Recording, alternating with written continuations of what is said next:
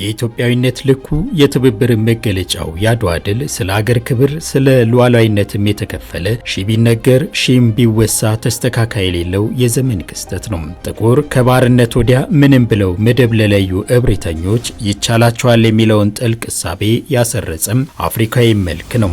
አድዋ ውስጣዊ ቅያሜን ስለ ሀገር ገሸሽ ያደረገ የመንደር ጠብን ስለ ሉዓላዊ ክብር ስርየት ያደረገ ያልገዛም ባይነት የፍትህና ርትዕ ውጤቱ ትብብር ሆኖ ገዝፎ ይነሳል። አገርህ እንዲሁናለች የከዳኝ የቀረህ ወስልተህ የቀረህ በጉልበት ያለህ በጉልበትህ ጉልበት የሌለህ በጸሎትህ እርዳኝ ተብሎ ሲታወጅ ሁሉም ከቶ ወረይሉ ነው የገባው።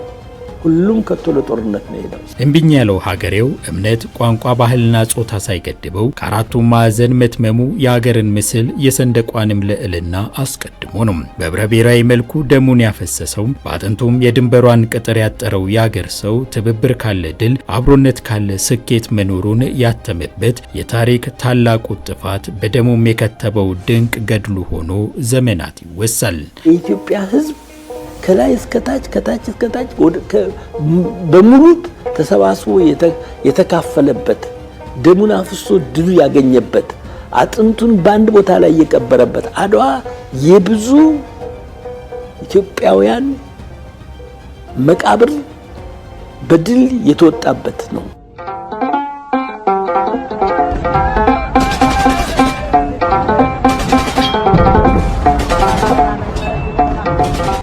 ኢትዮጵያ ፈታኞቹ አልፍ ናቸው። በተፈጥሮ ሀብቷ እንዳትለማ የሚያደቡም አድራሽ መንገዷንም የሚዘጉም ሲያሻቸው ለቁራሽ ሀገራዊ ክብርን አሳልፈው በሰጡ ባንዳዎች ሲያሻቸው ደግሞ በዓለም መድረክ ተጽዕኖ በመፍጠር ብዙ ጥሯል፣ ደክሟል። በተለይ በአባይ ወንዝ ላይ ምንም አይነት ልማት እንዳታለማ በቀኝ ግዛቱ ሸብበውም መራቧን መጠማቷን ሽቅብ ሲመለከቱ የቆዩ እነሱ አሁን ጊዜ መልስ ሰጥቷቸዋል። ኢትዮጵያን ባዶ ያደረገ አንቀጽ ነው ውል ነው የውል ስምምነት ነው። ያ ውል ስምምነት የላኛዎቹን ሀገሮች እንዳይጠቀሙ ማድረግ ነው። እንዳለ መብቶ ለሰጠው ለታችኞቹ ናቸው። ስለዚህ አስተሳሰቡ ራሱ ኮሎኒያል አስተሳሰብ ነው፣ የቀኝ ግዛት አስተሳሰብ ነው እሱም ጭምር። ያንን ነው እንግዲህ ሰብሬ ወጥተን ህዳሴን የገነባ ነው። የዓለም ደጅ ለሴረኞች ባደላች ፍትህም ከመንበሯ በሸሸች ጊዜ ቁጭት ኢትዮጵያውያንን ባንድ አሰለፈም። የማይቻል የሚመስልን አድርጎ ማሳየት ከቀደምቶች ካድዋ ጀግኖችም የተወረሰ ነውና አሁንም ኢትዮጵያ በብዛ መልኮቿ እንደ አንድ ልብ መካሪ ሆና ሌላ ታምር ላለም አሳየች። በጣም በስውርና በደባ በተሰራ የቅኝ ግዛት ኮንሴፕት ያለው እንዳንጠቀም ሲያደርገን የነበረው ሂደት አለው። ይሄ ያመሳስላል። ሁለተኛው የተወጣንበት መንገድ ደግሞ ተመሳሳይነት አለው። አድዋን ሁሉም ኢትዮጵያውያን አብረው ቆሙ ሄዶ ነው ጠላት ያሸነፉት።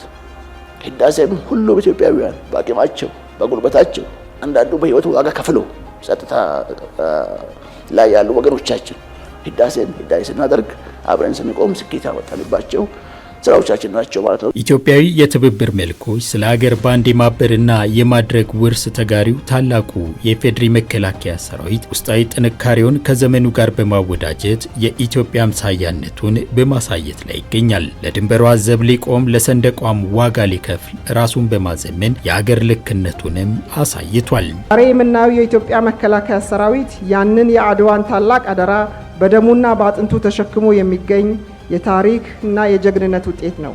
ይህ ሰራዊት የሀገራችን ሉዓላዊነትና የህዝባችንን ሰላም በጽኑ መሰረት ላይ ከማቆም ባለፈ በአህጉራችን አፍሪካ ሰላምና መረጋጋት እንዲሰፍን የነጻነት ዘብ በመሆን የማይተካ መስዋዕትነት እየከፈለ ይገኛል። ዛሬ ያለን መከላከያን ትናንት ካለን መከላከያ ጋር ለማወዳደር የሚያስችል ክራይቴሪያ የለም። በእጅጉ የተሻለ ነው። ከፍተኛ የሆነ የተቋም ግንባታ ስራ እየተሰራ ነው። በሁሉም የደህንነት ተቋማት እንዳያችሁት ለዛሬ ብቻ ሳይሆን ነገ የሚረከቡ ልጆችም ታሳቢ አድርገን እየገነባን ነው። ቴክኖሎጂ ታጥቀዋል። በአመለካከት የተሻለ ደረጃ ደርሰዋል። አይታችኋል። አሁን ደግሞ ሌላ ገጽ እንደ ቀደሙት ገድሎች ሁሉ ኢትዮጵያውያን በአንድነትና በትብብር ለገጠሙን ችግሮች እልባት እንስጥ ከኛም ወዲያ ማን አለ ብለው አህጉራዊ ተምሳሌትነቱ የገዘፈን ስራ ከውነዋል። ወንበር ስበው እንመካከር ያሉት እነሱ ስለምን ዘገየን የሚል ቁጭትን አንግበው ያላግባቧቸውን ጉዳዮች መፍታት ችሏል። ከጫፍ እስከ ጫፍ ያለው ህዝብ በተወካዩ አማካይነት ያመካከረው መድረክ የኢትዮጵያን ሌላ ገጽ በመግለጥ አዲስ ታሪክ ጽፏል። በኮሎኒ ያልተገዛች ሀገር በጀግንነት የምትታወቅ ሀገር፣ በአንድነት፣ በባህል፣ በሃይማኖት ትልቅ ደረጃ የደረሰች ሀገር ናት።